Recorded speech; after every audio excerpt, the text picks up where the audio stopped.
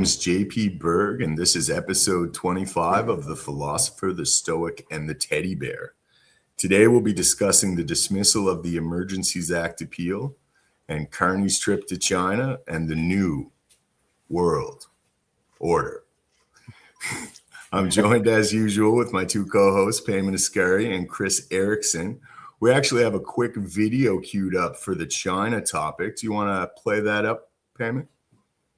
Sure thing.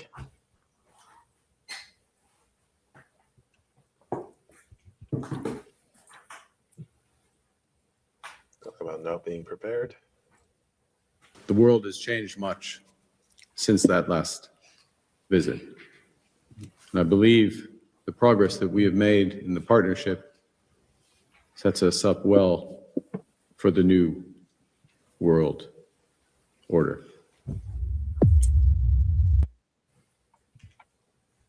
The dramatic delay that he chose, it's something else. The expression on Scott Moe, he looks rather surprised by it as well. But it's the same thing, man. We hear it's a new world. They're always reiterating the fact this is a new dangerous world. It's an angry world, and it's the whole premise to forge new alliances. But I mean, cozying up to the Communist Chinese Party in this geopolitical climate seems absolutely nonsensical. What are your thoughts, Peyman? It's strange. When he first did it, I couldn't figure out what his end game was, because why would you start a war with America that's so much more powerful? But it looks like what's happening is the European powers are using Canada as the sacrificial node to poke America. The European powers, Macron, Starmer, Merz, van der Leyen, they don't really have the power. She's EU, but they don't have the power to push back against Trump, and they're kind of like groveling at his feet for whatever he can do to keep NATO together. But Mark Carney, I think the king has just entrusted them with this mission, and Mark Carney doesn't care what happens to Canada. And I'm going to go into more detail throughout the show about that, but I'll leave it there. Yeah, I agree. It's not necessarily, to me, unpredictable as far as it goes, because we still don't know about all the foreign interference that's been going on in Canada. As CSIS has said, of the videos I've posted many times, that every government from Mulroney to Trudeau has been compromised by agents of the CCP. So it's like we're in a situation now where they're kind of flaunting it. And even when you see when they arrived there, some of the reporters, like, we had to bring burner phones because we don't trust their phones won't be hacked. It just makes no sense to be agitative to America right now, biggest trading partner. We should not be, I've said right away, it's like, this is not a good look for us. I don't think that we should be doing it. I think that we should be doing our best to work with America. You can have kind of, during calmer times if you want, because China does produce a lot of goods, very cheap goods. If you go and look at any shelf in stores in Canada, you'll see that we do have a lot of Chinese imports here. But at the same time, the timing of it is just so agitative. And then we can talk about Greenland later with us sending military up there with the NATO alliance. So it's one of those things where it's not surprising. I just wish they'd stop, right? Like, just back off and focus on Canadians, not, their best interests, not this global new world order, right? Go ahead, JP. The new world order. It's also a massive contradiction on his behalf. He said during the debates, during the election, that China is our major national security threat. And then he just turns around and 180s on it, and he's over there sucking up to Xi. Initially, it wasn't even Xi that met him. It was the second most powerful person in the Communist Party. He wasn't Xi worthy initially. But I get the impression, watching all of the chaos that's occurring geopolitically, especially with the Commonwealth nations and the EU, I don't get the impression that they necessarily know specifically what they're doing. I think Trump has changed the playing field so dramatically and drastically that they're caught reacting. I often wonder if Canada cozying up to China wasn't some kind of play relative to Trump taking Venezuela. You know what I mean? Like, it's all very much linked in some way.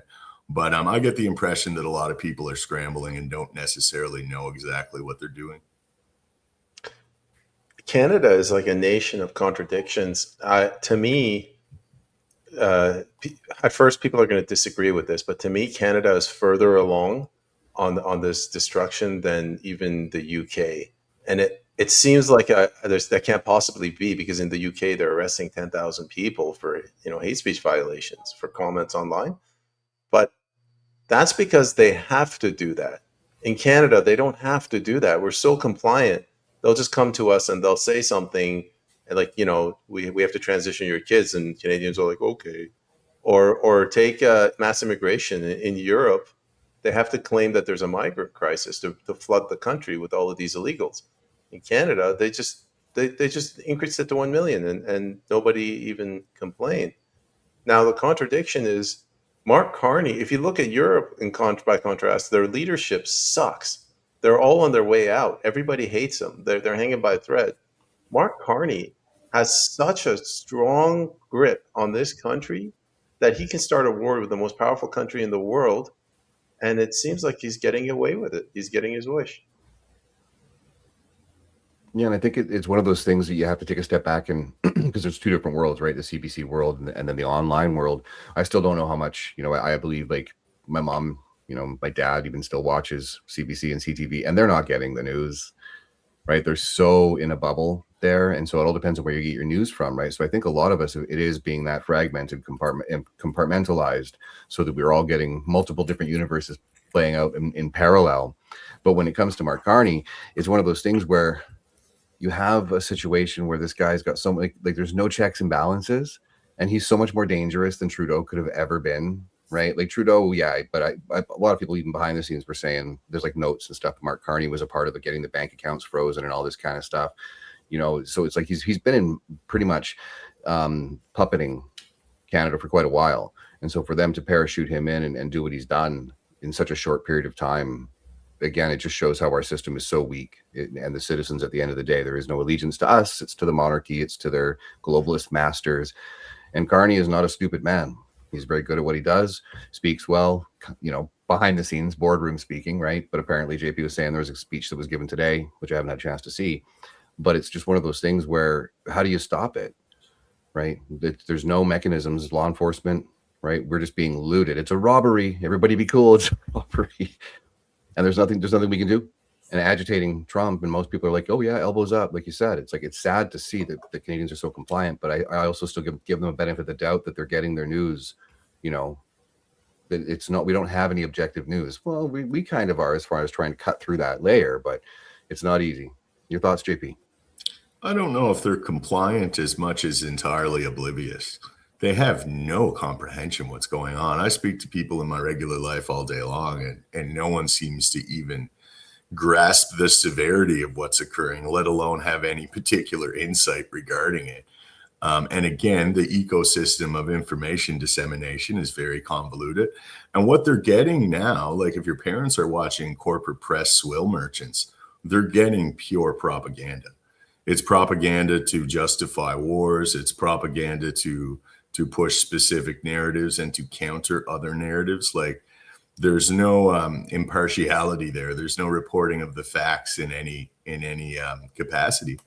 But yeah, Carney did give a speech today, and everyone's heralding him for giving the speech of his career. It's about what you would expect, the same themes he's been touching upon. It's a new world. And I think he mentioned something about middle powers not bowing to bullies and stuff, and to actually know that they have a lot to benefit from working together and building a new order that's more just and more effective. I'm paraphrasing, but I mean, it was for me, I mean, I'm biased. I think everything he says is garbage, and I think everyone's pumping him up about this speech. Even some conservative people I've seen saying he gave a good speech. It's like, this dude is a central banking WEF member who wants to transition our free market into a human values-based system and subjugate you. So, I mean, while you're pumping him up for the speech that someone else wrote for him, just keep that in mind. Do you want me to bring up the speech, JP? Yeah, if you could find it, because it's new. It's making its rounds now on social media. I have it right here. It seems that every day we're reminded that we live in an era of great power rivalry, that the rules-based order is fading, that the strong can do what they can and the weak must suffer what they must. And this aphorism of Thucydides is presented as inevitable, as the natural logic of international relations reasserting itself. And faced with this logic, there is a strong tendency for countries to go along to get along, to accommodate, to avoid trouble, to hope that compliance will buy safety. Well, it won't. So what are our options? In 1978, the Czech dissident Václav Havel, later president, wrote an essay called The Power of the Powerless. And in it, he asked a simple question: how did the communist system sustain itself? And his answer began with the greengrocer. Every morning, the shopkeeper places a sign in his window: "Workers of the world unite." He doesn't believe it. No one does. But he places the sign anyway to avoid trouble, to signal compliance, to get along. And because every shopkeeper on every street does the same, the system persists. Not through violence alone, but through the participation of ordinary people in rituals they privately know to be false. Havel called this living within a lie. The system's power comes not from its truth, but from everyone's willingness to perform as if it were true. And its fragility comes from the same source. When even one person stops performing, when the greengrocer removes his sign, the illusion begins to crack. Friends, it is time for companies and countries to take their signs down. For decades,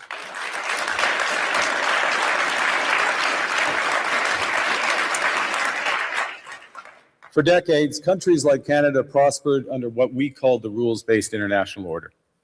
We joined its institutions, we praised its principles, we benefited from its predictability. And because of that, we could pursue values-based foreign policies under its protection. We knew the story of the international rules-based order was partially false, that the strongest would exempt themselves when convenient, that trade rules were enforced asymmetrically. And we knew that international law applied with varying rigor depending on the identity of the accused or the victim. This fiction was useful. And American hegemony in particular helped provide public goods, open sea lanes, a stable financial system, collective security, and support for frameworks for resolving disputes. So we placed the sign in the window. We participated in the rituals. And we largely avoided calling out the gaps between rhetoric and reality. This bargain no longer works. Let me be direct. We are in the midst of a rupture, not a transition.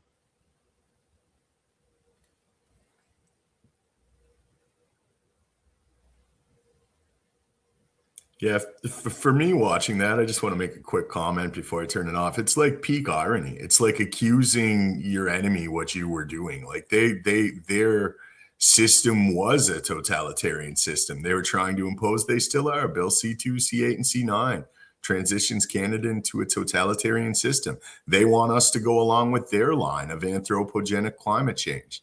The big lie. It's the same thing, man. Like it just reeks of desperation for me. Mind you, it was the better speech I've ever heard him give.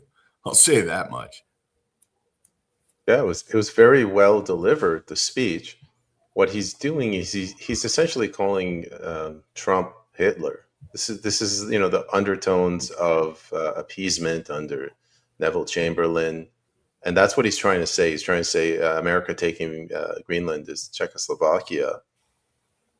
The Europeans are putting him out there because, as I mentioned earlier, they can't do this directly. There is no Europe, there is no EU without NATO, and there is no NATO without America. So the Europeans can't risk poking him. They're doing it indirectly through Canada, and the king probably told Carney, It's okay to sacrifice Canada. Do whatever you have to do, but slow this guy down. And one other thing I wanted to mention.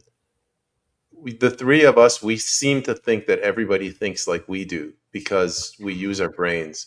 The people that Mark Carney is speaking to, they're not like us. They're in the urban centers. They hate Donald Trump. They hate anything that produces what they call greenhouse gas, which is industry. And they live in the world of apps and legalese and accounting.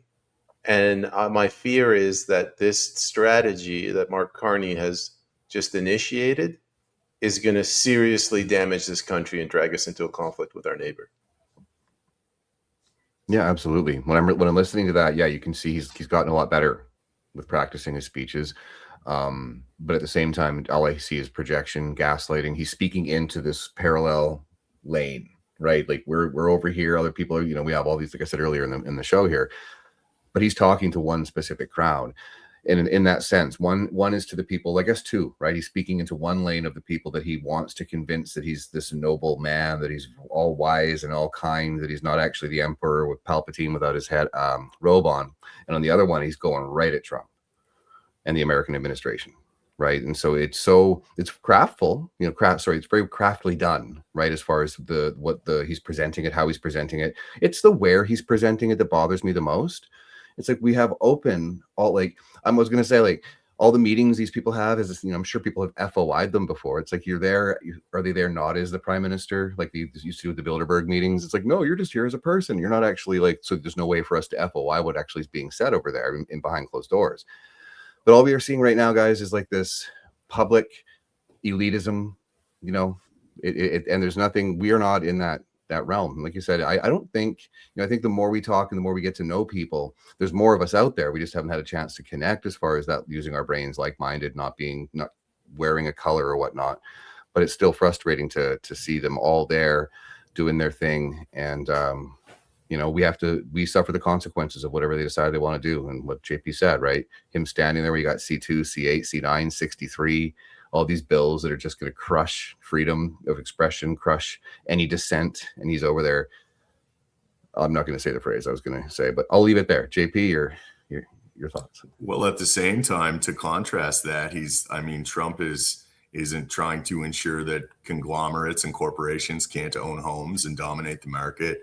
He's trying to get interest rates down to 10%.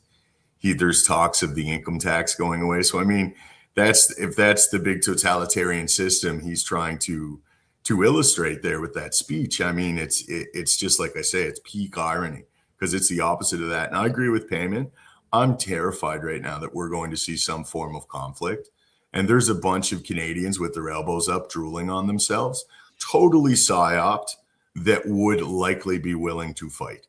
And I'll tell you something, man, I made a post about this and it went semi-viral. Like, don't think for a minute that this guy wouldn't sacrifice your sons and daughters and feed them into some meat grinder so the globalist oligarchs that he represents can attempt to hold on to power or exert some or hurt America in some way.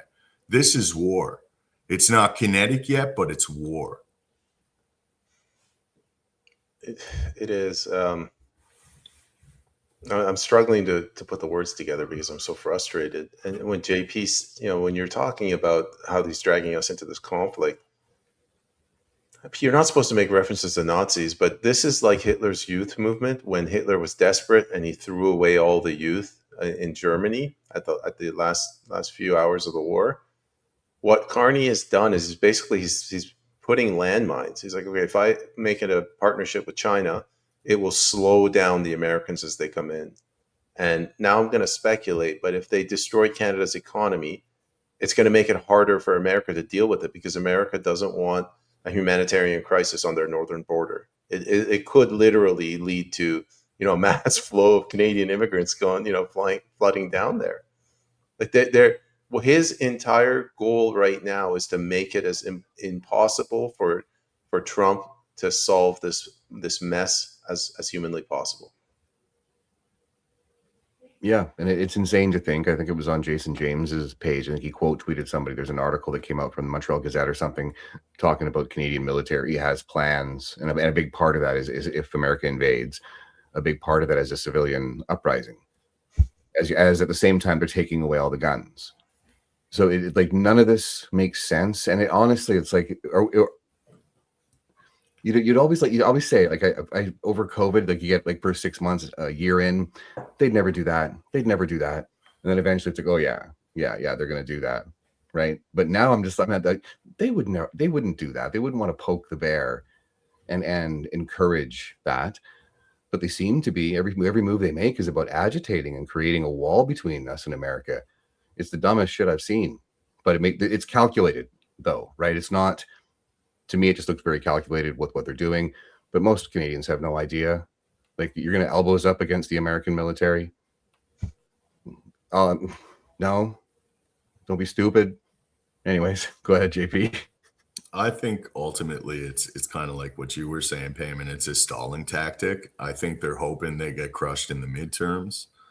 There's a lot of civil unrest in America presently, in Minnesota particularly. So, I mean, and they've got all their NGO-sponsored actors and provocateurs there for sure. So, I mean, they're attacking this administration from every angle. Why? Because this administration is disassembling that corrupt system. I mean, again, I have some red flags regarding Trump. He didn't do exactly what I wanted to see, but observing this and trying to be impartial and non-biased, I would be a liar. I would be a 100% liar if I can't say I could see some of the things he's doing that are of a benefit for Americans. But I mean, that's what it comes down to. And right now, we seem like the next sacrificial lamb in trying to attack Trump. I mean, look at what they did to the Ukrainians. Like, we don't even have to go back to World War II to reference Hitler out of desperation, sending more soldiers, the youth in this instance, to the meat grinder. When you know the war is lost, look at what's happening what's happened in Ukraine. Like, the death toll is just it's astronomical. And I mean, again, there's a lot of Canadians that will actually get their elbows up about this. They're propagandized to the point of just they have no comprehension of the real world and the consequences thereof. And they have this romanticized vision that Trump is the devil or Trump is Hitler. And they have there's some noble thing on their side. And it's, in my estimation, that's the antithesis of what's happening. Yeah, they're like blank robots. They're waiting for their instructions. Zombies, man. What mass formation psychosis is, right? Like, they're that next. What's the next keyword? It's almost like MK Ultra, right? The phone rings. Here's your buzzword. And, yeah, you get the push notification from headquarters. You change your point of view. Here's how I look at it. If you look at the first Trump administration, when he came in 2016, the attacks were relentless. They were well organized, coordinated, and it was heavily biased against Donald Trump. Trump learned his lesson. The first thing he did when he got into office, he defunded USAID. And poof, all of that negative press immediately disappeared. It's like everybody just got tired and they went home coincidentally. I think the left, they finally found their tactic. They've been whittling away at Donald Trump. So, Minnesota here, ICE agents there, kidnapping Maduro, all these little things, the ICE agents covering their face.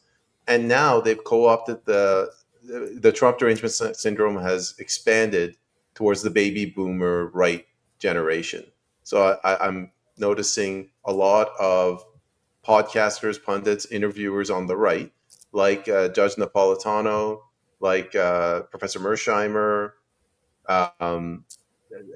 Scott Ritter, and a couple of other these guys. They're coming out, they're criticizing Trump. And it's valid criticism, but it's missing the point. And the point is that we are at war. The globalists have declared war, and they've tricked these right-wing podcasters into coming in and speaking out against them, and it's harming us. I wasn't familiar that was happening, so thank you for letting me, and probably some people in the audience too. I didn't realize that there was more of a coordinated effort. I do know as well, when you said USA, when that was gone, you did notice a huge change. That whole web, that was amazing to see exactly how they laid it out. I still think we probably have something similar in Canada, just with the way everything is so curated and so hegemonic. But still, it's not a situation we want to be in. It's like you have with these fellas, like you said, Napolitano and others. It's like, yeah, you want to be able to criticize. You should be criticizing, to be objective in reporting, to actually be wanting to educate yourself by doing research and then educating your listeners. You should be able to have criticism, but when you have that caveat of that trick or that shift, I'm gonna have to start paying more attention just to see, because Trump's not perfect. Again, like I'm not a MAGA guy. I have respect for the MAGA movement. I think there's like 1.0 and 2.0 now. I'm not exactly sure. There's been some rifts there in the group, but I have respect for them. And for Donald Trump, some of the things I like, some of them I don't. But some of the things he's doing, like JP mentioned, as far as the credit card debt and other things he's trying to do to actually help the average American, I got to give him credit where credit's due. And if he is one of the only people standing in between this new world order, but I still can't go all in. I don't know if they're all out back drinking $1,000 bottle of whiskey. But at the same time, I don't want a black pill either. So just keep paying attention. That's all. Go ahead, JP. So we need to acknowledge some geopolitical realities as Canadians and what serves our best interests. We happen to be directly above the superpower, the global hegemon. You could say that's changing now, sure, but our interests lie with America, and none of our politicians are saying that. Like, we need someone to humble themselves and normalize relations with America and see what they want to do. That's like, I'm being dead serious. Like, get your elbows down and let's look at the reality here, or some people are going to get hurt and Canadians are going to suffer. And that's me being dead serious. Like, I mean, this is not a game that's being played, and these people are willing to hurt us. They're willing to let us suffer economically, and even something far more unfathomable. So, I mean, we have to acknowledge the political reality. Now, I just have to mention quickly, Pierre Poilievre made a release today, and he was denouncing President Trump for the Greenland ambitions and stuff. So, I mean, we have these two parties that dominate our political discourse, and they both have the exact same positions. We've seen this initially with elbows up. Pierre was elbows up too. He didn't say that, but it was the exact same position. They're aligned because it's fake, because it's not real. Like I say, we need some politicians to come out and say, hey, that's their major policy platform. We're going to normalize relations with America because we could see which way the wind's blowing, and we don't want our people to suffer. The CEO of Rumble basically said the same thing today, and people roasted him. They're like, there already is the PPC. I mentioned this before. There's two types of people.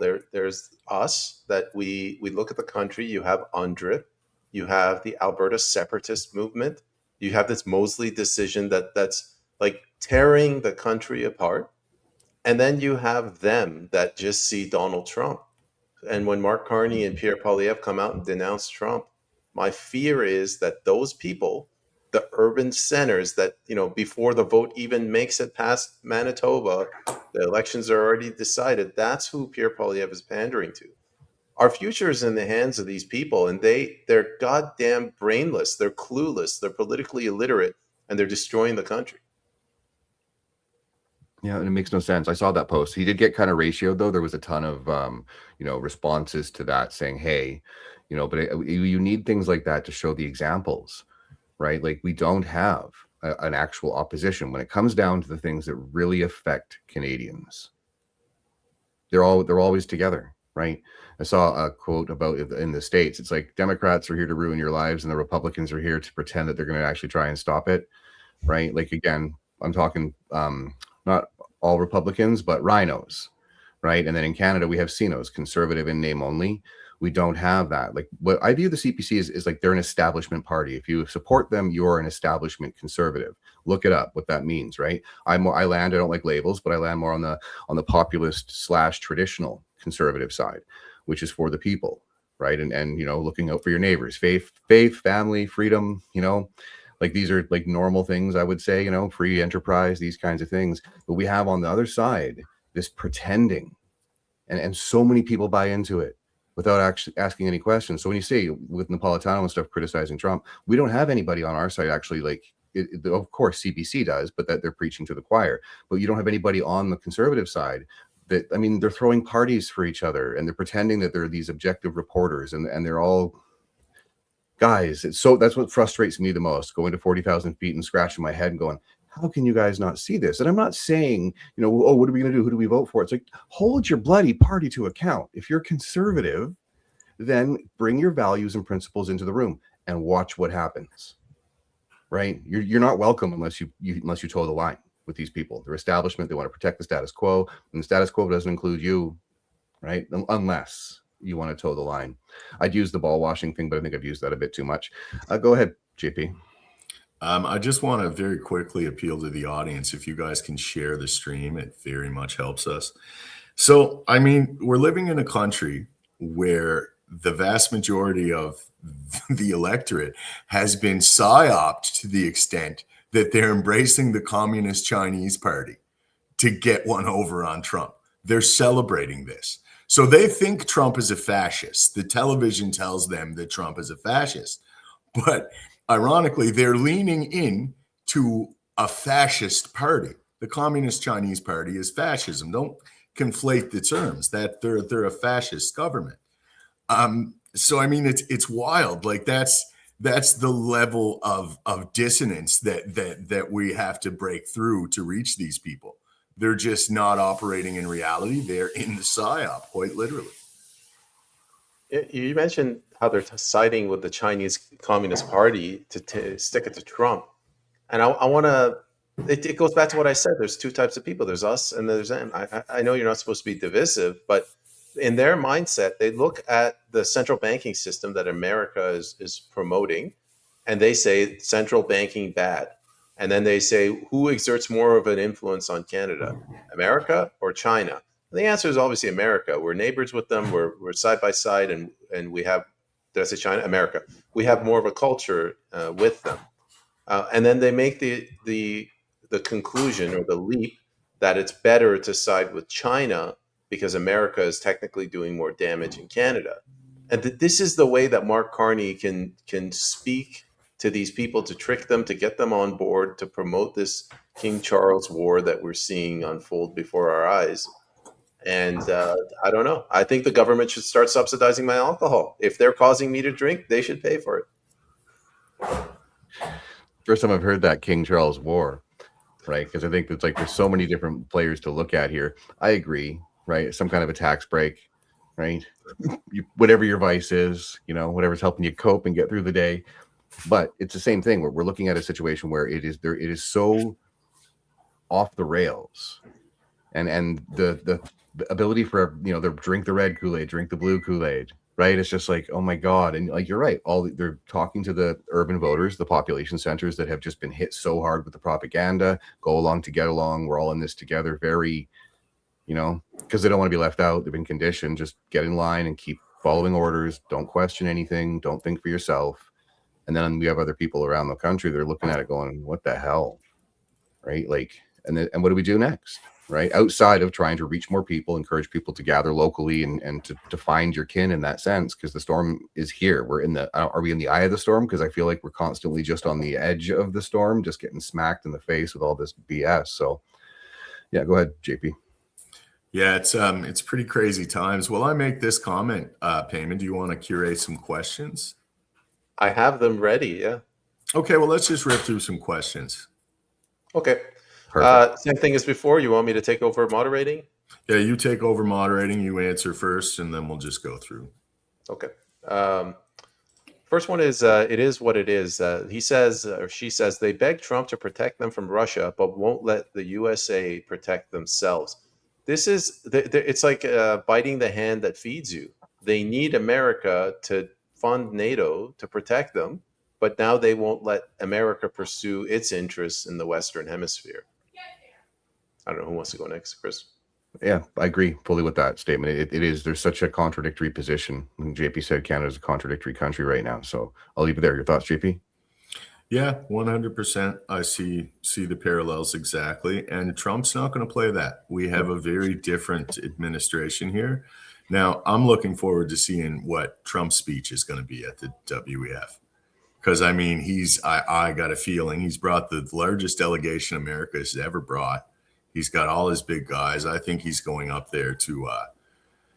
I heard someone else say this. I'm going to paraphrase it, to accept their terms of surrender in some very real sense. Take some Marines with him. The next comment is from Unmade. He says, up to 40 plus years of CCP infiltration. I struggle with this because I don't really have visibility into how much of our hell is as a result of the Chinese Communist Party, and how much of it is as a result of the European globalists. I tend to think it's mostly the globalists, the homegrown socialist people, but you guys push back if you like. Kris? Yeah, I'll go. I think it's one of those things where it's I kind of, pardon the language, I've kind of described Canada as a whore, right? Just got, everybody, and then we could insert a Klaus Schwab quote there, but it's one of those things where it's really hard to put your finger on it, right? Because you can see potential American infiltration. Infiltration is one of those. Okay, but as far as foreign influence, undue influence on the operations of our country, you can point it all around the world, right? So yeah, I believe that China does have a lot of influence over what happens in Canada. It was Harper that signed a couple of deals. They own mines up north and stuff. Like, they've been slowly allowed to. But I think the 40 years reference he's talking about is that CSIS guy coming out saying it's since Mulrooney. But you could probably go back further as far as, realistically speaking, China plays the long game, like what they just started in the 80s. Okay, let's take a look at Canada. Biggest landmass, lots of resources. But then you can look at India, you can look around the world, and America, the UK, the Europeans, right? So I think it's a hodgepodge. I think that Canada is like this little darling. So I kind of view the world as like mafia. This is your corner. This is your corner, right? Stay out of my way. They all get their little piece, leave each other alone. And we're, as Canadians, are the ones that suffer when we have a parliament that says nothing and does nothing about it. They just let it continue happening. So I'll leave it there. I definitely think there's some CCP infiltration. You could see that. I think there's other nations that have had some infiltration. India for sure. But I'm with Peyman, man. I think it's the Commonwealth. I think it's the City of London. I think it's the European technocrats. They're the ones that are endeavoring to subjugate Western man. They're utilizing weaponized mass migration to destabilize. They're coming with the censorship agenda, the industrial censorship apparatuses right across. It's the exact same legislation you're seeing, and it comes straight out of Davos and Brussels. This is where they talk about this stuff. But everything predicated on anthropogenic climate change. That was their whole system. That was the whole model. And that's what Trump is specifically rejecting. And all of the countries that realize there's a new breeze blowing, they're lining up with that, because it's not real. It was literally a narrative to get us into a technocratic hellscape. Good stuff. Let's go to Gerard Rotenbach. Sorry if I mispronounced your name. He seems to have essentially declared war with Trump in Davos today. This is not going to end well for Canada or NATO. I agree. I think for NATO, nobody gives a damn. I think Trump wants to withdraw from it anyway. Just let the Europeans deal with that steaming pile of turd. But for Canada, this is a big problem for Trump now, because he has to deal with it. It's in his backyard. Yeah, that's why the agitation side of it just, to me, it's being provocative. There should be de-escalation, not just these steady escalations. If you really do want to resolve any of the problems, you should be at the table, you should be negotiating, you should be doing it behind closed doors, for the most part, right? Trying to make sure that the people that you're representing, the economies that you're supposed to be having a fiduciary responsibility over, are kept at the forefront as far as not being an idiot. Like, he spoke well today, yeah, okay, but what he's saying is literally to America, and I agree, Gerard. It makes no sense outside of wanting to create more problems for our country, so you can maybe sell Canada off for pennies on the dollar. Who knows what his motives are? Go ahead, JP. Yeah, it was definitely short-sighted, and it reeks of something that he didn't want to do. Like, if you have a Canadian leader right now, you have to humble yourself. You like, come on. And that's a given. It's very evident that that's the play right now. You've got a 40 million people that you're responsible for. And you've got a president in Donald Trump that's reasserting American sovereignty, that's reassembling the world order economically, militarily. He's reasserting American dominance in the hemisphere. Yeah, man, you line up with that guy. The fact that he's not should tell you exactly what's going on. He's a European technocrat. He's not representing Canadians. That's just obvious. I'm tired of living and operating within that facade because it's not real. They're not doing what's good for Canadians. That's why they're doing it. Well put. Next one is from JT, who says, Carney just has to pretend to go against Trump while simultaneously handing the keys to him, and the sheeple of Canada will clap like trained seals. So there's a lot of symbolism in there, my friend. JT's mentioned this to me a couple of times. I don't see it unless somebody can explain to me how either this benefits Brookfield, like their stock value will go up if Canada merges with the US, or how this is going to benefit the globalists. To me, this is a civil war between the two different factions of the power brokers in the world right now in the West. Yeah, like I've kind of said the same thing. It's like I kind of look at this going, okay, who does it benefit? And it does benefit a lot of people in the world if you tank this economy and everything goes to pennies on the dollar, right? So if we turn into a Venezuela, everything's dirt cheap, right? And on the other counterpoint to that is like, why wouldn't you when there's like this new, like you have a president that wants to grow America, that he's clearly signaling that he's got an agenda that is far more in line with what we would want as far as an economic boom, the ability to have great trade relationships right now, if they're building and they want to grow, right? But it makes no sense when you see what JT's saying there. It's like, well, wasn't it Brookfield that bailed out Kushner's building? Given, like there is back channeled knowing, but this is before, right? So I'm not going to throw Trump under the bus or say, but you can't dismiss. Like they put so much effort into this coordinated, organized takeover of the world to turn it into a technocratic authoritarian state. I'd like to believe that Trump is not a part of that. And I'm just going to have to keep watching. But some of the moves he's making, it just makes no sense why we'd be agitating. It's the dumbest play ever, right? To have the little kid on the block picking a fight with like this MMA fighter. It's like, what are you doing? Unless you want to be hurt, right? So go ahead, JP. Yeah, I mean, honestly, you don't know. Like, as much as we could speculate and try to use all the information we've gathered and all the various narratives and weighing them against one another, you can't really know. It was odd the way Trump helped Carney get elected in Canada. That's undeniable. We all saw that. They had to know the effect it was happening early on. They continue to. And then Trump sang his praises. You got a good leader. He's good. He's smart, And so, I mean, who knows? And like, it doesn't even necessarily have to benefit Brookfield, in my estimation. Like, things are changing big. I think a lot of these guys are going to want to save their skin at the end of the day. If there's like crazy corruption, like he could have said, look, Mark, this is the way the wind's blowing. I'm taking Canada. You could play along or you can't. And he could be working with Trump. He said, okay, now you're going to go make a deal with China. And like creating the scenario or the rationale for further action to come, like the Monroe Doctrine potentially. But I mean, again, it's so immensely speculative that you have to qualify it all as conjecture. I was giggling there. Imagine how funny it would be if Carney woke up one morning, there's a severed moose head in his bed. He gets the message. He's like, all right, Trump, whatever you want. Imagine a kidnapping. Oh my God, that would be like a dream, yeah. JT, follow-up question from JT. This is slightly different. It would have been helpful if Maxime Bernier hadn't blocked previously ignorant conservatives like me for basic criticism that may or may not have been founded. I mean, not even Trudeau did that.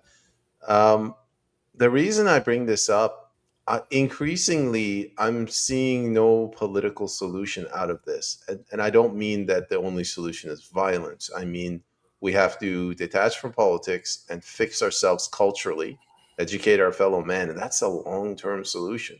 Because if you look at the PPC from 2019 to 2025, they threw great candidates at the problem and they got nowhere, which tells me there's something wrong with the country. Yeah, yes, the PPC made mistakes, but like nobody wants liberty in this country. We have to fix that. Yeah, and I think I've heard that about Maxwell blocking people. It's probably not even him, right? So I would not give him a total pass on that, but a lot of times they have people running their accounts. If I'm wrong, correct me. And at the same time, I still don't believe it, right? I think that, a big part of any populist movement in this country, the establishment comes hard. And so when I'm talking the establishment, I'm talking about the establishment, which includes the media, which includes the polling companies. Like, it's a giant machine to make people believe the mirage they create. So do I think that the PPC, I think the last election, I think the PPC lost a lot of votes because they were just wanting to get Trudeau out, right? Or, they wanted to have a conservative in, right? And so they're just like, enough of this, but I still think they're probably polling a lot higher, but also missed opportunities as far as the ability to grow at a pace they probably could have if they handled things a bit differently. So I'll leave it there. Go ahead, JP. I always interpreted Pierre Poilievre's reign as being a preemptive hedge against populists. I thought they were afraid of the PPC gaining relevance within the electorate, so they propped Pierre up with a bunch of feckless, scripted, populist bullshit, and we all fell for it. You know what I mean? A lot of people are still falling for it. But I would have to agree. I mean, the PPC has to be aware of the fact that a lot of people are waking up to the corruption. And they might not have seen it a few years ago, and now it's becoming more evident, and people are starting to see past it. I would recommend Maxime unblock everyone. Reblock them if he has to, if that's his method. But I mean, give people another chance, because there's a lot of people that have changed their minds on quite a few topics at this point. Can we do another round on this? As I'm waiting for questions to fill up anyway. Definitely. Is that okay? Again, I know I'm sort of beating this drum, but Canada is in a very precarious position. And I mentioned UNDRIP and Alberta. The lack of faith in our institutions, it can't be overlooked. So our court systems, people don't believe in it anymore. Law enforcement, they don't. Their military, they've intentionally put tampons in men's bathrooms. Our political system is another one. With every single election where people, they say, don't split the vote, and they vote for what they believe is going to bring change, the Conservative Party, and it doesn't. More and more people are going to say, like, this is a joke. This is just a show. And people are getting frustrated. And I think Carney is overplaying his hand. Past a certain point, the people are going to be like, screw this. I'm taking my destiny into my own hands. I don't care if they send the RCMP or the military. Yeah, it's very precarious, right? And when it comes to the splitting the vote, that to me is just like, when you say that to me, I can understand some people truly believe that they aren't fully aware. But if you're a part of the establishment and you're telling me not to split the vote, you're confirming to me that you're establishment. You want to protect. You don't want to actually have any change. You don't want to see any systemic reform. It's such a weak argument in that, because a lot of the times, like, show me right now an actual populist conservative party in this country. You can point to the PPC, maybe the Buffalo Party in Saskatchewan, right? Like, there is the UCP in Alberta, maybe, but I see a lot of swamp, that kind of circles that party. But it's very hard for people to actually get a chance to come together. When you said earlier about political solutions, of course we don't want violence, but our system is designed to protect itself. And we see that every single time there's a populist movement in this country. Someone's deployed, it always ends up blowing up in our face, Bouncing Betty style as well too, right? The landmine that pops up and just, what's up, right? Your whole world is shattered. Start again. So yeah, I'll leave it there. Yeah, it's basically, at this point, it's becoming absurd for people that could have seen this for a long time. Like, for me, when I see people like the Pleb or Mario or these type big accounts that are going to do apologetics for the CPC, and then it's like, I get them, I get their motivations. I could speculate on why they do that and offer no scrutiny. But what kills me, what I find personally demoralizing, is the amount of people that still believe in this wholeheartedly. And if you try to poke any holes in them, they'll attack you like you're just a dumb lib. Like, if you attack Pierre Poilievre in Canada, they immediately assume you're a lib. And that's, it's just crazy, man, how, like, when I watch this, they're just oblivious. That's the only word that comes to mind. Our electorate is oblivious to what's occurring. No, that's a good way to put it. We're running out of questions. I'm bringing up Kirk Reese. Mr. Reese says, Pierre Poilievre is the same as the rest. Blocked me before he put his hat in the ring. Yeah, Pierre Poilievre blocks you, and he gets a free pass. Maxime Bernier does it, and they blow it up. Matt Green, he was an NDP MP. I harassed him so many times because he's the one that called the truckers terrorists, ideologically motivated violent extremists, and he blocked me. He gets away with it. But Max does it. He's not even an elected official now. It's a serious double standard. Yeah, I agree. Like, it's one of those things, if you're an elected official, I don't think you should be able to, like, if you work for, if we're paying your tax dollars, as long as you're not threatening, people, as far as criminality goes. But I don't think that our politicians should have the right to block constituents in that sense, right? They want to be able to control a narrative. Like, best example is the NDP in British Columbia, probably in other provinces as well too.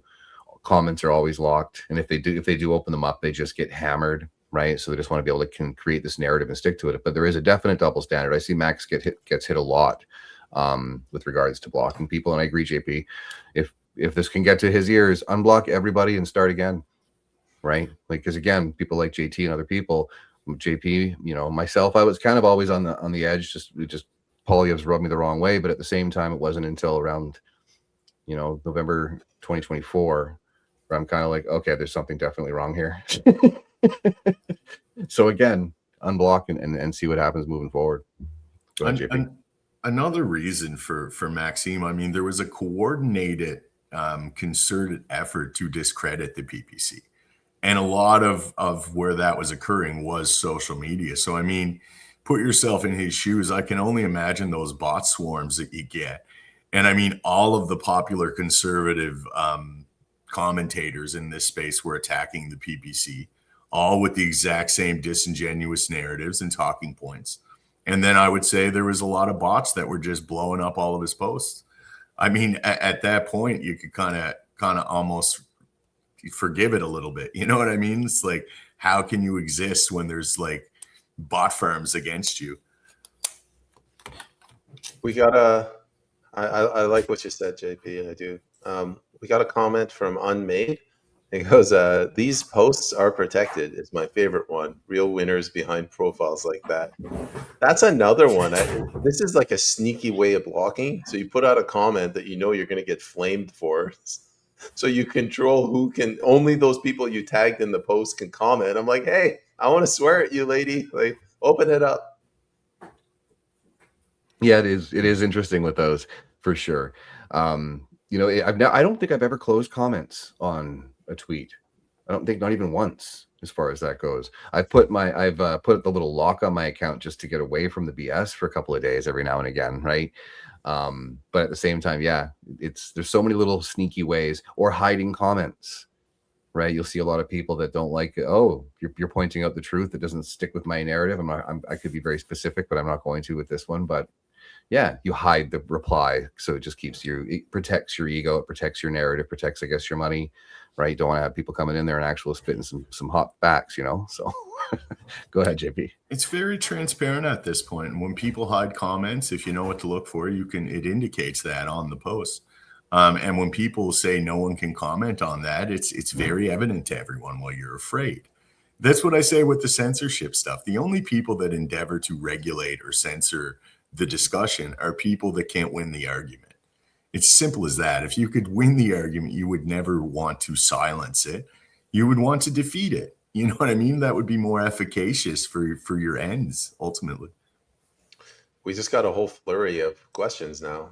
One from Mr. Milosh. Andre says, Trump's schizophrenic attitude, early dementia or primary narcissism, exposes the double standard of the international community as the mask of democracy falls away and reveals the imperialism of the superstates. We naively believed that democracy existed when in fact it was nothing more than a tool for indoctrinating individuals. I mean, he's my fellow co-host of mine. I agree, Andre. It's just that it's getting worse. Like every year since, well, I don't know, 90s, every year it gets a little bit worse. People get a little bit more poor. The money gets a little bit more centralized in the hands of the billionaires. We get a little bit more censorship, or sometimes a lot more, like the Patriot Act. So yeah, democracy was always an illusion. It's getting unbearable now. Yeah, I agree. I think it's one of those things like, how has it always been an illusion? Like how far back do we go? Like, am I nostalgic for something that never existed? Right? What kind of world is this? And I'll tip you. It makes you want to drink. But at the same time, with Trump's schizophrenic attitude, it's like I could see the first term. You know, you learned in the first term what you were getting with him, right? And so it's very easy to predict now if you're going to agitate the bear. You're going to the response is predictable. Not to say you want to bend to this guy all the time, but at the same time, there's a way of handling it. Read his book, you know, or The Art of the Deal. He understands, you know. But again, it's one of those things where I hate the fact that I have to question it. I'm almost 50 years old, and the vast majority of my life, I don't know what was real in that. Reasonable limitations. I carried that Charter of Rights and Freedoms on my back for like 15 years in my backpack. Reasonable limitations. Now I'm segregated. I got to let the government experiment on me to get a Grand Slam breakfast from Denny's. Are you kidding me? What is this? Go ahead, JP. I don't even question it. I'm very confident that it was a facade. It wasn't real. And I mean, things were good though. Like in the 90s and the 80s, the 90s, there was a quality of life to be had. So we weren't looking for these big explanations. Like, is it real? Of course it's real. Everything's good. You know, you're paying your bills. You have a quality of life that's there. But yeah, it's not that it's getting worse. It's that we're becoming aware very fast. Like the charade is being challenged, and it's becoming very evident. And that's where you're seeing people with this cognitive dissonance, people that just refuse to look past the veil and see what's really occurring. And they're the most frustrating people because there's a lot of intelligent people, and their intuition is telling them right now that there's some shit going on. But they have this cognitive dissonance that they're not willing to look at it because that challenges or flips their worldview entirely. And that's very scary for them. But I mean, it's like I've used this analogy before. Like if there's a monster under your bed, I know it's scary to check, but you got to check. Like what's your options? You're going to let the monster get you? No, you got to look, man. You have to. Hey man, as long as you're hiding under your safety blanket, you're fine. That's right. Nothing. Do you guys want me to continue with the questions, or would you like to, do we have another topic? Honestly, I think the next topic is not going to be a super long one, so we could do another round on this, and then we'll jump to the next topic. Yeah, sounds good. All right. If we're doing one more, we could do this one. Alice Not Woke says the boomers need their pensions taken away, and then they might wake up. Now, I wouldn't go that far because a lot of these are our parents and grandparents, and if you take their pensions away, then you're going to have the elderly out on the streets. But we had Nico on, and he basically said, a lot of these problems won't go away until the baby boomers, until they've passed on as a voting bloc. And I look, they come from a different world. Like a lot of them, percentage-wise, there's more of them that are neoconservative. There's more of them that support Israel steadfast, regardless of what you believe. I'm not the people or the religion, but just that the actions in the Middle East and this concept of infinite money printing. So something's got to change, and they're a big voting bloc right now. Yeah, I don't agree with taking the pensions away. At the same time, I understand the frustration that comes with it. I also want to be clear that it's not all. Yeah, they are a big voting bloc, but I've spoken with a lot of seniors, boomers. I hate using that term. I always looked at age as one of those things that as you get older, if someone's 90, you got 90 years of wisdom, and there's so much to learn from each individual. So I don't want to throw them all under the bus and just call them boomers and say that there's no value there, that they just need to pass on. There is a large voting bloc, like you said, though, that are very much conditioned. We return to our scheduled programming. A lot of them, they're never snapping out of it. So yeah, and they're very committed voting bloc as well too. but there's a lot of good ones out there that are fighting just as hard as we are to try and figure out what are they leaving behind for their grandkids, for their kids, right? So I'll leave it there. Yeah, it has to get worse. I mean, I don't think it'll necessarily be their pensions, but I mean, the economy could crash. The market could crash any day now. Like, that's the reality of things. If they lost all the value, all the equity they had in their home, I think that would wake them up. But yeah, there's the boomer generation, and I'm not being stringent on it. There's a lot of variance there, but they're insulated from this. They're insulated from this because they were able to accumulate wealth and buy things and own things, and that's just a system that is non-existent for subsequent generations. I yield. I give the control back to you, JP. So with that said, we're going to move on to our next topic. And I didn't mean to say it's not going to be a long one, but I mean, from my opinion on it, it's like, so the appeal was lost on regarding the Emergencies Act, implementing the Emergencies Act. But like, I'm not going to hold my breath for Trudeau to get arrested. Like, what's the next step here? When are we going to see some even semblance, something that's even resembling accountability in Canada? Yeah, my view on the Emergency Measures Act, Justice Mosley ruled that it was unlawful, and then within like 45 minutes or 15 minutes of that ruling, you had Chrystia Freeland come out and say that they were intending to appeal it, and on appeal, it got strucken down. So even the Supreme Court of Appeals said that no, this was truly unlawful, which means that everything that came from that is potentially also unlawful.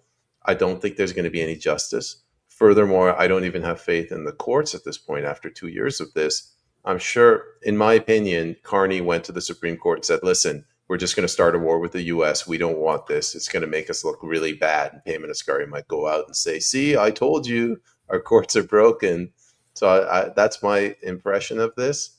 Probably no justice. Maybe Mark Carney will come in and say, all right, maybe we can get some like low-level guys and give some fines to maybe some of the banks or some law enforcement officers. But this is Commissioner's luck. He's not going to jail for life.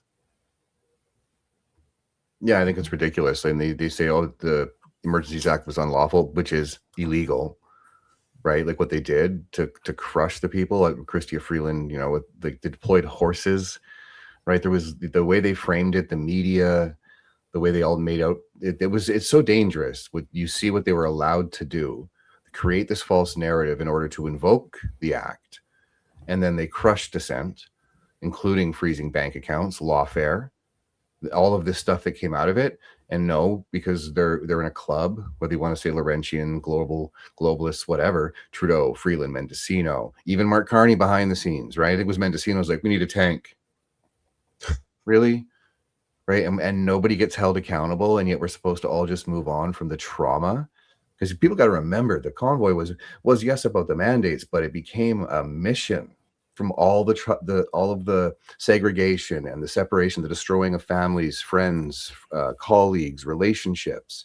They just come across, carpet bomb at the entire society, and then when we finally stand up, it's not with pitchforks and torches. It's freaking bouncy castles, outdoor hockey, hot dogs, singing, just to show the presence. But they knew that it was going to get much bigger if they let it go. Because again, I didn't go. I was supporting it from BC, but I was okay. If this is actually coming, I got to go. And then my account got shut down on X, and then the hammer came down. But no consequences.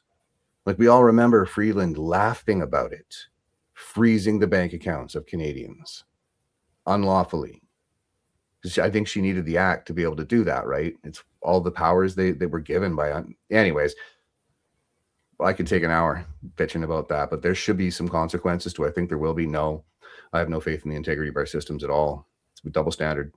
One laws for us, one and others for them. So go ahead, JP. I was just watching it. It's like I believe too there's going to be no accountability, but from their perspective at the time, they had to do that. They couldn't let it be successful. Why did they have to do that? Well, they have to disincentivize people from doing something like that again. They want people to think twice, and we do. I guarantee you people do. They're like, man, we should really, organize a protest. It's like, wait a minute, I have a job, I have a family. Like that's where Canadians are at.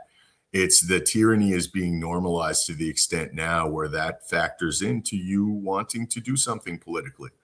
You know what I mean? You know you're going to be attacked by the state, and that's precedent has already been set. And I think that's worthwhile for them, especially considering I don't believe there are going to be any repercussions for any of the players.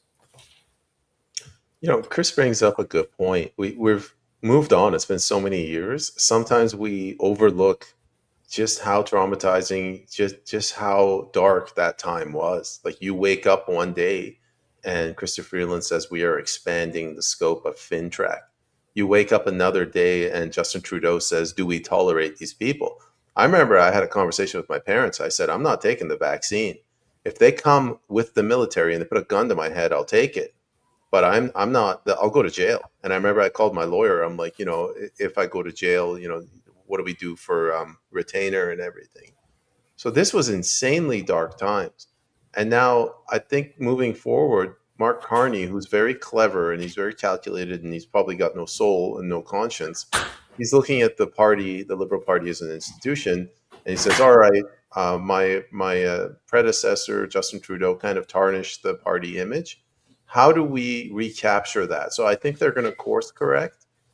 I don't think we're going to see what true justice would mean, that the Liberal Party, it would get absolutely disassembled, dismembered, scattered to the winds, then to quote JFK. But they'll probably course correct and they'll give the people something to say, all right, we've changed. That's highly optimistic. I was kind of thinking that usually if we, I was kind of expecting, because how crazy COVID was, I was kind of expecting, you can, with what they did, retaining the power, setting up infrastructure, a lot of wealth transfer occurred, right? I thought they would always come back around, and maybe it would be Macron, maybe it would be Trudeau or Ardern, right? Just to give the people something to show that if you go off the rails like that and say, like, do we tolerate these people?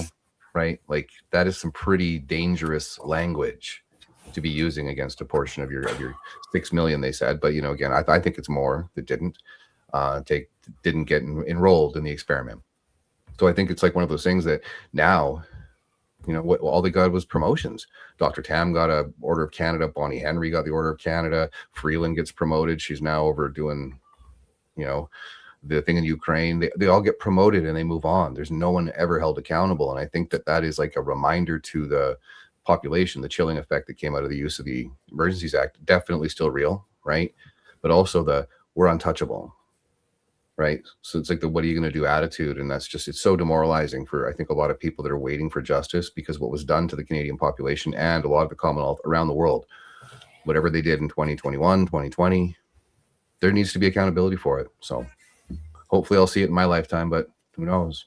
Go ahead, JP. It was the people that should have been asking during COVID, do we tolerate these people in terms of the government? And no, the answer was no, unequivocally. It just keeps getting worse. There was a plethora of scandals through Trudeau's administration, too many to name, very big ones. Ministers resigned for it. Speakers resigned for some of these scandals, but we didn't see any real accountability because it doesn't exist in our system. And this, furthermore, it doesn't just demoralize the electorate, it emboldens the corrupt. When they see things are just, we do what we want and we get away with it. Even if we get caught, we get away with it. This has a demoralizing effect for the people, and it has an emboldening effect for the corrupt politicians. I've talked about my experiences running for federal office in the April election, and what really alarmed me the most, or the one that really shook me, was not that our institutions have failed. It's how people had seemingly no compassion. So, 4 years of tyranny under COVID, so many people harmed. There's somebody in the comments saying that she was traumatized because she's unvaccinated. And you go into the debates and they're asking about garbage collection. They're asking about, why the ferries aren't on time. This is, again, I don't want to make a Nazi reference, but this is like something horrific has happened. And you're asking why your newspaper is not being delivered on time. You know, you're asking why there's an uptick in kids putting firecrackers in your mailbox. Like it speaks to something very rotten in society. Yeah, it does. And I think if you guys, everyone who's listening, we had Derek Sloan on last Thursday, and he gave some pretty good insight as far as where the mindset was in regards to even protecting Canadians as far as that goes. And like he said, and we became very aware when we saw Poilievre standing up in the legislature, in Parliament, saying it was all about you're not getting vaccines fast enough. Right. It was not about, hey, are we stepping on the rights of Canadians? What about all of the dangers that came out of it with the kids, the 6 feet, the masks, the early childhood development. Like there's enough people out there that were professionals saying, hey, this is not going to be good, but they did it anyways. And if you challenge them, you get kicked out of the party, you get roasted, you're cut out of society. Like again, people say, oh, the Nuremberg Code. It's like, read the Nuremberg Code. There's not a single thing on that list, the ethical principles for human experimentation. There's not a single thing on that list they didn't do. Informed consent was never on the table. You still had Anthony Housefather saying, we had to rush to get these, so they're not testing them like they used. Okay, so they're experimental, excellent. But instead, here's a freaking lollipop and a balloon. Anyways. What they did to society, it re-victimizes people by them not actually dealing with it. And that's no better proof that we have no opposition in this country, that nobody in Parliament is actually talking about the trauma that was caused, that spanned generations, right? So I'll leave it there. So I would like to appeal to the audience. We have about 1,400 people watching. If you guys could share this, we'd love to break 2,000 this episode. We're very deboosted, so it's advantageous, any interaction, likes and shares. So yeah, it's like what you were saying, Peyman. It's like it's the equivalent of worrying about mowing the lawn while the house is on fire. Pierre Poilievre provided a bunch of rhetoric about a carbon tax for 4 years, while weaponized mass migration decimated Canada. He was dressing up in cultural garb to appeal to these communities with T-shirts that said "No deportations." Like, these aren't AI images that you see regarding Pierre. And the whole time, it's almost like Penn and Teller misdirection. I'll talk about the carbon tax. That's safe. I can focus on that, which he still is, mind you. And I won't acknowledge all of these things that are having an absolute transformational effect on the country, on the electorate, on the very essence of Canadians. Not to mention the immensity of the economic repercussions of this. That's what we get, and that's what we're seeing. We're seeing people talk about details and specifics while the whole apparatus is just irredeemably corrupted. You cut off there at the end. Irredeemably corrupted. Oh, sorry, you cut off. Do you want me to go to the comment? There's some really good things. I think we should. We're getting a little late now. We should go to the questions now. You take over. Okay. I kind of want to bring. We touched a sensitive subject. So at the end, Gary says it's time that Canadians ask the question: do we continue to tolerate these criminals, or do we follow the law? That's beautiful to me. Like, do we have a political class that's violating the law, and they're telling us, should we tolerate you? This is ass backward. Yeah, it's a great question. It's a great one to think about, because that's where it's at. Our society's been inverted, and since 2020, you could talk about earlier than that. But again, we wake up every morning and we're like, okay, what is this? There's two-tiered systems. And there's no, like JP said earlier, it says if there's no accountability or checks and balances for corrupt people, it just emboldens them to continue doing it. Yet they want to hold us to a standard that is beneath them. We want to be able to follow the laws. We don't want to harm our neighbors. We don't want to, we just want to be able to live our lives and have an opportunity to grow and see the forthcoming generations also have the same opportunity. So, great question. Go ahead, JP. I think a true patriot has to endeavor to save the people from the government at times. I think that's a responsibility of you. If you love your country, you love the people of your country. You don't love and worship the idea of your country over that. You certainly don't hold your allegiance to Ottawa. You have your allegiances to your neighbors, to your family. And it grows out from that. But yeah, it's the question we're all asking ourselves now. It's getting that bad. Like, what are we going to do? Are we going to watch this thing just rot right out from underneath us? Or are we going to try to implement some change somehow? Here's a really good comment from JT. They were shouting, "Why are they honking?" Not "Why are they eroding our rights?" Like this was a misdirection where the government managed to convince the people, there's no impetus. It's just these crazy lunatics honking for no reason. Yeah, and that showed the power of the media, how easily they were able to formulate and how hegemonic it was. A switch was flicked and boom, demonized. All the pictures of the Confederate flag or the Nazi flag, whatever it was, like they were so quick in that response of, but never actually cut through to say, is there any merit to this? Like, should we be doing that? The media was the worst through all of it. The media enabled all of it to actually happen. They're just as culpable. They should also, again, they didn't talk about the legalities of what was happening. It's all just bad man over there, bad men over there, bad women over there. And they were such a cheerleader for the massive abuse that was put on the people. Go ahead, JP. They were using psyop techniques. They had the whole country in like peak mass formation at this point. And the people that followed the narrative, they believed it all. Like, these people are Nazis. They're deplorables. Like, they truly believed it. Do you remember that MP in the parliament standing up and saying Hong Kong is code? Yeah, code for Heil Hitler. Like, oh my God, man. And then you're seeing there's people live streaming the convoy, and it's bouncy castles. It's every race imaginable is participating. It has nothing to do with anything that the media is saying. So that's what really worked to wake a lot of people up, because you're seeing this totally parallel universe presented on mainstream outlets and by the corporate press.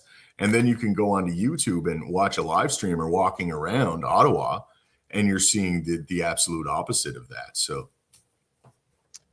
I'm gonna blast through a couple of comments. They're mostly expression of their, the pain they went through the last few years. Alice Not Woke says, "My son kicked out of high school for not wearing a mask." PLJ New West says, "Back to the voting, and the majority of eligible voters still do not vote. Have to make it too big to rig." Sigrun Warrior Princess says, "Every politician is in on it." PLJ says, "On COVID, I will never forget or give up." And finally, Andre says that there are positive aspects to the health crisis. Now we know who our enemies are, those who have collaborated willingly or unwillingly with government tyranny. I'll just say, I think this is growing pains for Canada. Like, this is what it takes for the people to wake up. Yeah, I agree with Andre as well, too. It's like, I'd much rather know than not, right? At the end of the day, I lost a lot of friends, people that I thought, just colleagues. We all lost, if you said no or said, we all lost people.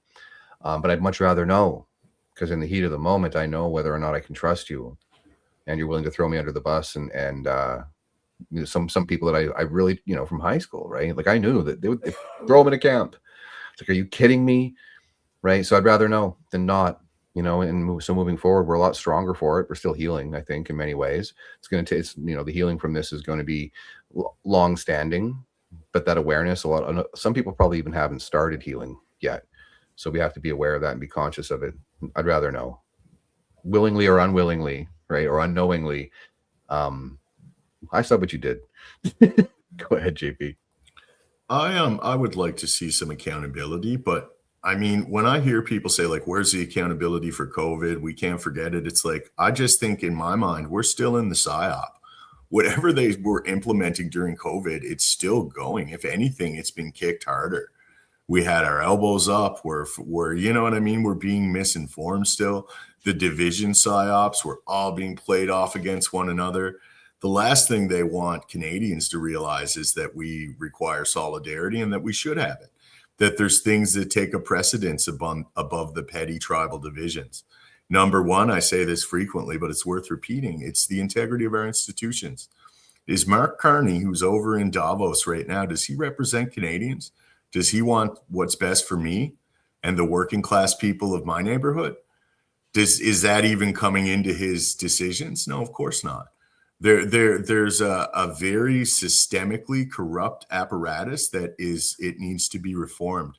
We require generational reform. I think not just politically, economically too. I mean, we got to fix this, and this is the generation that's going to do it, or we're going to lose it. I think that's all I have for comments. Do you want to run that clip for everyone of Trudeau and Davos, the media running him down? Because it kind of ties both topics in as far as him being questioned. The 30-second one, or it's 34. It was a 7-minute clip, but we play the first 34 seconds, I think. It's just Trudeau is in Davos with Katy Perry, and there's a bunch of reporters on the ground. These aren't rebel news, but at the same time, I think it's important for the audience to see that people are still putting pressure on them. And everywhere these people go, they should be asked these questions, right? So if you're okay with that, we can run that. Yeah, let me just bring it up. Yet some people have died as a result of this. Is that really a smirking matter? Why you push the Canada to vaccinate the Pushing people? disinformation the way you have. What is actually disinformation? irresponsible. What, that Why people you have push died? people in Canada to vaccinate I'm sorry, but the COVID vaccine. that's not misinformation. My old cameraman's They mother want to actually, free them and you push them into jail. my old cameraman's mother actually died after complications from the COVID vaccine. So is that misinformation? Oh, now you're laughing. My friend. Mr. Trudeau, could I ask you a few questions, please? That's what we need to have. Keep doing it, right? Fearless journalism and stay on these people, right? Him laughing, I think it was more of a nervous laugh, but at the same time, timing, right? Not good. People lost their lives. People lost, suffered major consequences, which is why we can never stop pushing for accountability and trying to hold these people to account. So I'll leave it there. Thanks for playing that, Peyman. It's just wild how soulless and vacuous these people are. Trudeau never wielded any power. Trudeau is like the front man of a band that doesn't write any of the songs or have any say in the creative direction. He was just the figurehead for it. But as a human being, he doesn't feel culpable. This is one of the things about this type of a mindset. And I don't think it's necessarily narcissism as much as tyranny, but they convince themselves in some very true sense that what they're trying to do is for the betterment of you. They know better than you do.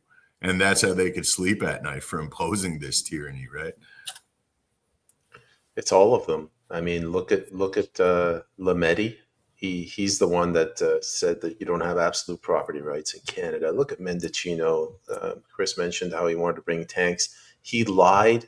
I remember he lied about something like the RCMP said that there was an imminent threat, and the RCMP's like there isn't. Look at the Public Order Emergency Commission, where CSIS came out and said this doesn't meet the qualifications for a national emergency, and they sent Justin Trudeau's national security advisor, very good at what she did, and she just lied on the stand. She's like, no, my interpretation supersedes that of CSIS. Like she basically just inserted herself into the Emergencies Act. I don't know. It's good times, boys.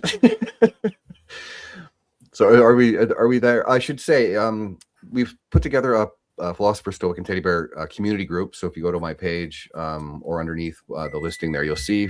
Please join if you guys want to support us. That's great.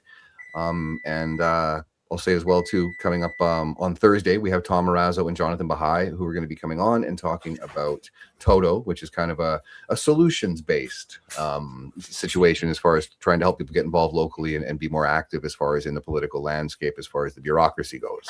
So we look forward to that. And Peyman or JP, if you have any final thoughts, let's go. Yeah, I'd just like to thank everyone for coming out. We got about 1,600 watching it. I will appeal one more time for you guys to share this. We get most of our views long after the live broadcast.